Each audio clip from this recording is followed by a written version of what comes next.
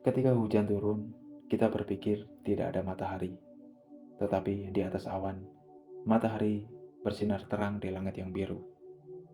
Pada bahasan kali ini, dimensi realita yang relatif. Dimensi yang kita sebut sebagai dimensi historis.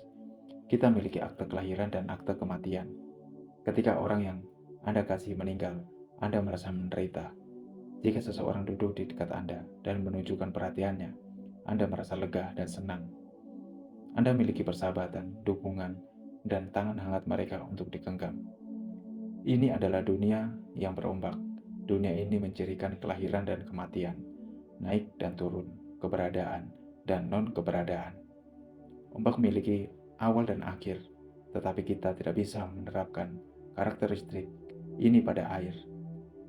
Di dunia air, tidak ada kelahiran maupun kematian, tidak ada keberadaan maupun non-keberadaan, tidak ada awal maupun akhir.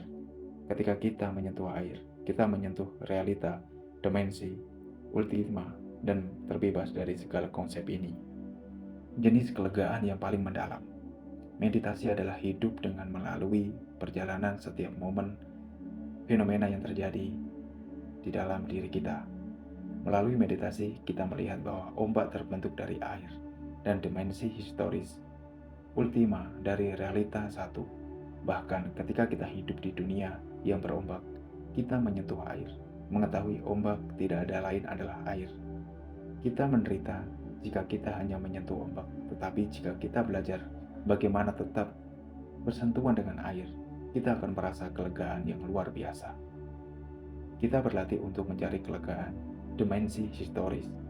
Kita menenangkan tubuh dan batin, dan membangun ketenangan, kesegaran, dan solidaritas. Kita berlatih cinta kasih, berkonsentrasi, kemarahan, dan kita merasa lega karena kita hidup selalu berkonsentrasi. Tetapi ketika kita menyentuh dimensi dari realita, kita dapat kelegaan yang paling mendalam. Kita semua memiliki kapasitas untuk menyentuh nirwana dan terbebas dari gagasan kelahiran dari kematian. Satu dan banyak, datang dan pergi. Banyak tradisi spiritual yang memiliki latihan, bersujud atau menyentuh bumi untuk mengungkapkan rasa hormat dan kerendahan hati, mencari pelipur lara, dan untuk terkoneksi kembali dengan diri sendiri, dengan bumi. Menyentuh bumi bukan dianggap sebagai orang yang latihan yang bersifat puja bakti. Tetapi sebenarnya tidak demikian.